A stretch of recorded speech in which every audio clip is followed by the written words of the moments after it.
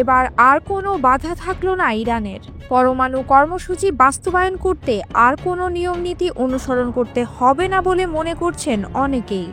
এবার কি তবে পরমাণু অস্ত্র নিয়েই যুদ্ধের মাঠে নামছেন তেহরান? পশ্চিমা চাপ আর ইসরায়েলি আগ্রাসনের মধ্যে এবার বড় সিদ্ধান্ত নিল ইরান। বাতিল করল জাতিসংঘের পারমাণবিক সংস্থা IAEA এর সঙ্গে সহযোগিতা চুক্তি। ইরানের পররাষ্ট্রমন্ত্রী আব্বাস আরাকচি বলেন, কায়রো চুক্তি এখন আর প্রাসঙ্গিক নয়। অর্থাৎ তেহরানের পারমাণবিক স্থাপনায় আন্তর্জাতিক পরিদর্শনের সুযোগ আপাতত বন্ধ। আরাকচির মতে, পারমাণবিক চুক্তি কার্যকারিতা হারিয়েছে। ব্রিটেন, ফ্রান্স ও জার্মানি ইরানের বিরুদ্ধে চুক্তি লঙ্ঘনের অভিযোগ তুলে জাতিসংঘের নিষেধাজ্ঞা পুনর্বহাল করেছে।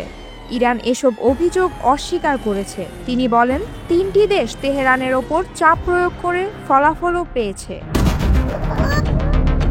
ভবিষ্যতের যে কোনো আলোচনায় 3 ইউরোপীয় দেশের প্রভাব আগের তুলনায় অনেক কমে যাবে বলেও জানান আরাকচি।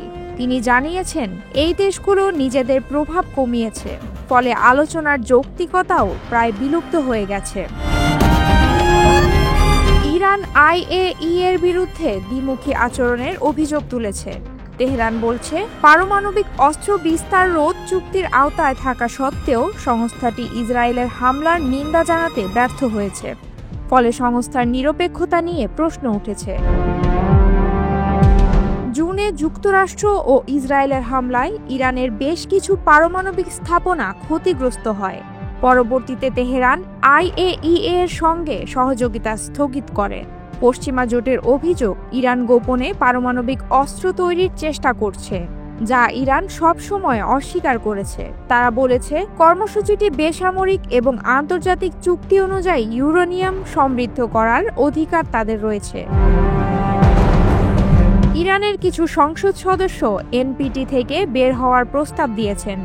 তবে প্রেসিডেন্ট পেজেশকিয়ান বলেছেন, চুক্তি রক্ষা করবে দেশ। পররাষ্ট্রমন্ত্রী আরাকচি বলেন, শিগগিরই IAEA এর সঙ্গে সহযোগিতা বিষয়ে সিদ্ধান্ত নেওয়া হবে। কূটনীতির সুযোগ এখনও আছে। গত এপ্রিলে যুক্তরাষ্ট্র ও ইরান পারমাণবিক চুক্তি পুনরুজ্জীবিত করার জন্য আলোচনায় বসেছিল, কিন্তু জুনে ইসরায়েলি হামলার পর আলোচনাটি ভেস্তে যায়। তেহরান অভিযোগ করে, ওয়াশিংটন ইসরায়েলের সহযোগিতায় কূটনৈতিক প্রচেষ্টা ব্যর্থ করেছে। ইরান এখন সম্ভাব্য নতুন আলোচনায় অংশ নেওয়ার আগে নিজেদের অধিকার, স্বীকৃতি ও নিরাপত্তা নিশ্চিত করতে চাচ্ছে। বিশ্লেষকরা বলছেন, ইরানের এই সিদ্ধান্ত আঞ্চলিক নিরাপত্তা পরিস্থিতিকে আরও অনিশ্চিত করে তুলবে। পশ্চিমা চাপ এবং ইরানের প্রতিক্রিয়া দুদিক থেকেই পরিস্থিতি নতুন এক সংঘাতের দিকে গড়াতে পারে।